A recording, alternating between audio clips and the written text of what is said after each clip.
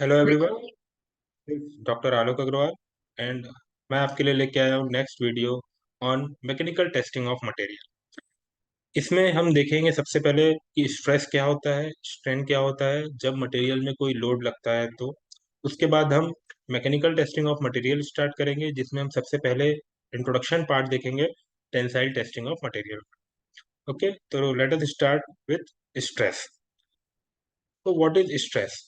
जब भी कोई बॉडी पे फोर्स लगता है, जब भी हम कोई एक्सटर्नल फोर्स उस बॉडी में लगाते हैं, तो क्या होता है, वो बॉडी डिफॉर्म होने की कोशिश करती है, या उसकी एक टेंडेंसी होती है कि वो डिफॉर्म होगी। ये जो टेंडेंसी है उसकी डिफॉर्म होने की, उसको रेजिस्टेंस मिलता है by the molecules of that body.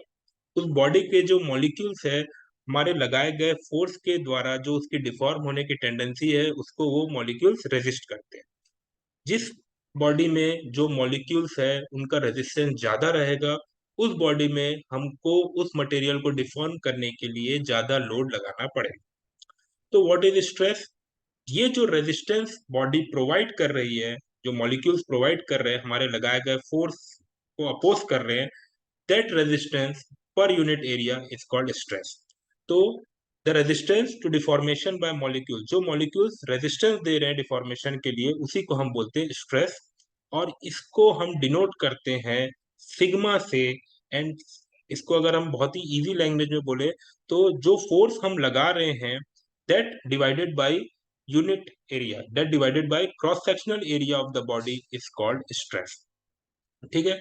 तो जैसे ही हमने लोड लगाया, जैसे ही हमने लोड लगाया, समझ लीजिए ये एक बॉडी है, एक सर्कुलर बार है, जिसका साइड व्यू में हमको दिख रहा है कि ये सर्कुलर बार है। हमने यहाँ पे फोर्स लगाया पी एंड पी। अब जैसे ही हमने इसमें फोर्स लगाया पी एंड पी, और हमने इसका फ्री बॉडी डायग्राम बनाया, इसका एक क्रॉस सेक्शन लिया और बॉडी का फ्री बॉडी डायग्राम बनाया, तो हम ये देखेंगे कि यहाँ पे जो इस लाइन के अलोंग जो मॉलिक्यूल्स हैं, वो मॉलिक्यूल्स इस लोड को रेजिस्ट करेंगे। यहाँ पे एक रेजिस्टेंस प्रोवाइड होगा, and that resistance will be equal to the applied force. जितना फोर्स हम लगा रहे हैं, रेजिस्टेंस उतना रहेगा।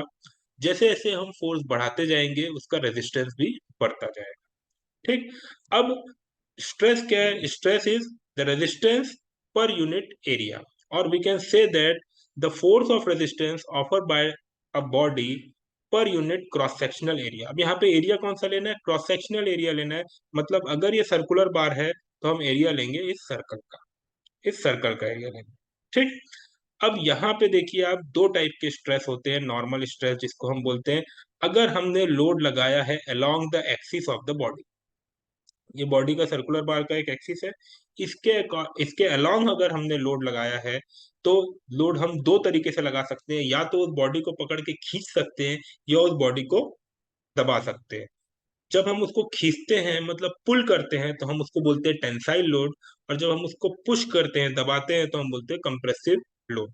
इसी प्रकार से जो स्ट्रेस है, वो भी टेंसाइल स्ट्रेस भी हो सकता है और कंप्रेसिव स्ट्रेस भी हो सकता है, depending upon the load we are applying on the body.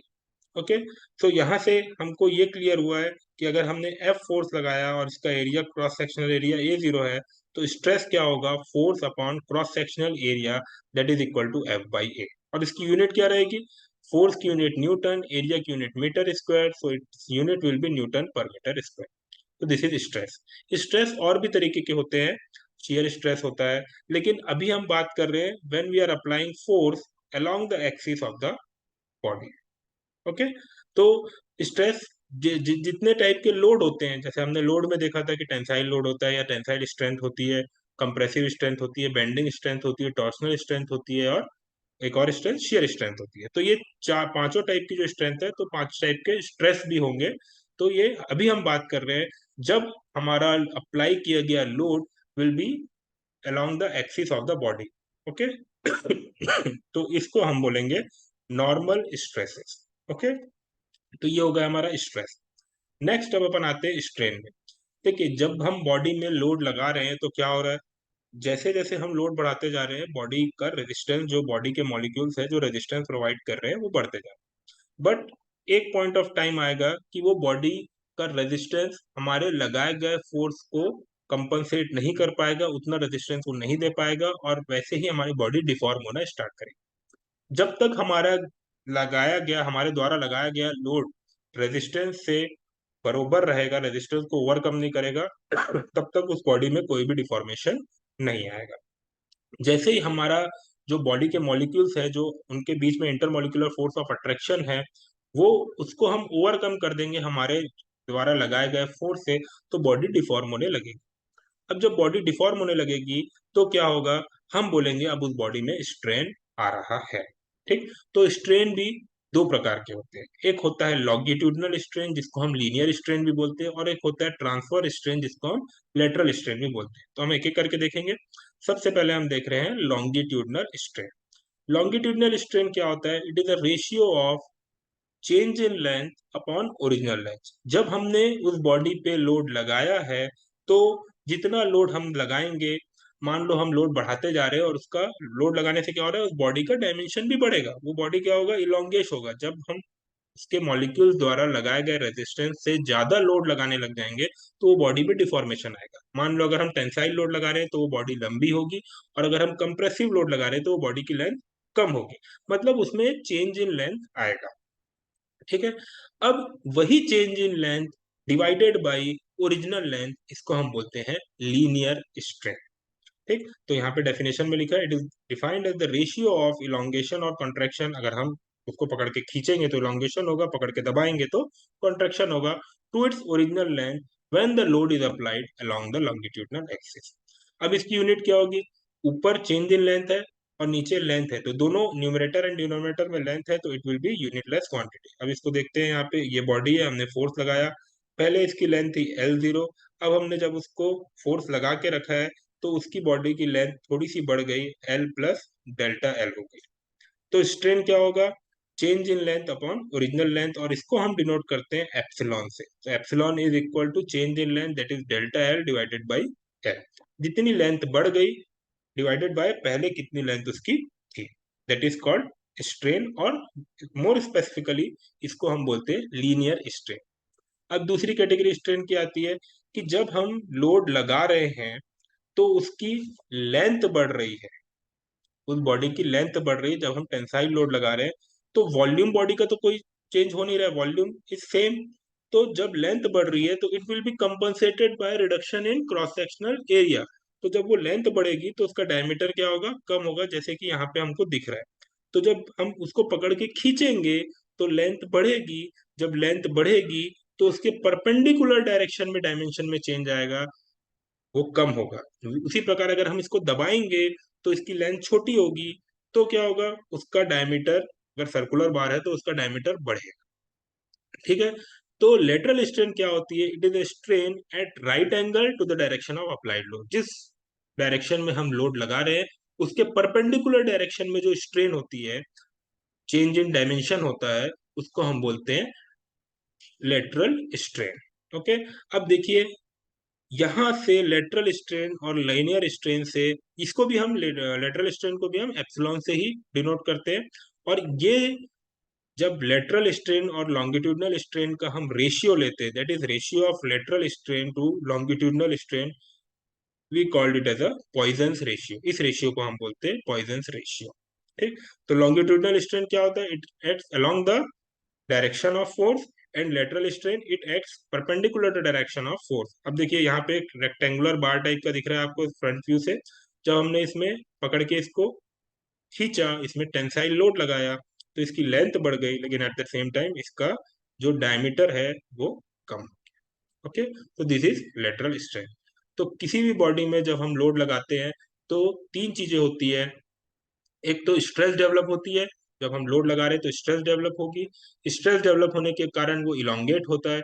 अगर वो इलोंगेट हुआ मतलब उसमें दो प्रकार की स्ट्रेन डेवलप होगी, एक होगी linear strain, that is along the direction of force, एक होगी lateral strain, that is perpendicular to the direction of force.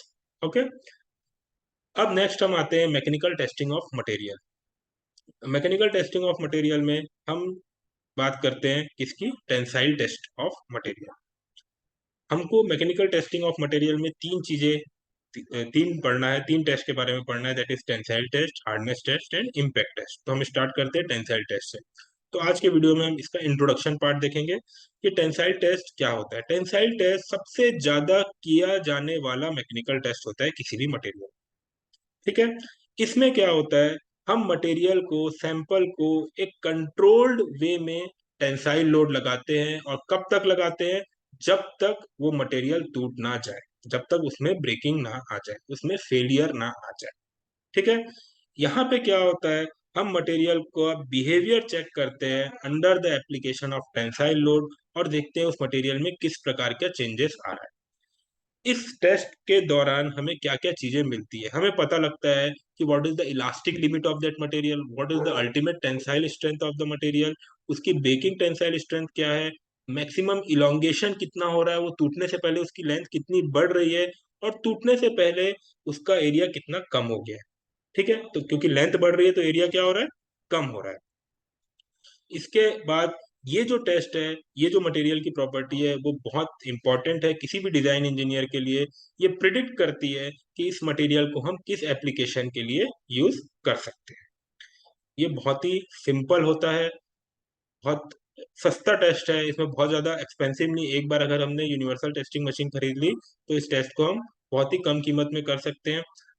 अभी जो टेस्ट होते हैं वो फुल्ली स्टैंडर्डाइज्ड है, और ये एक फंडामेंटल टेस्ट है किसी भी मटेरियल का। ठीक। तो इसमें हम क्या करेंगे, इसमें मटेरियल को पकड़ेंगे, मटेरियल को पकड़ के खींचेंगे। कब तक खींचेंगे, जब तक वो ब्रेक ना हो जाए। ओके।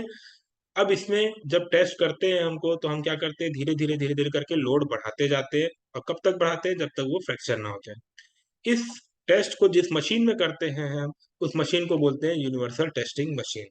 ठीक। और इस टेस्ट के दौरान जो स्टेप्स फॉलो होते हैं, सबसे पहले हमको स्पेसिमेन प्रिपेयर करना पड़ता है। एक स्टैंडर्ड साइज का, एक स्टैंडर्ड शेप का स्पेसिमेन होता है, उसको हम प्रिपेयर करते हैं।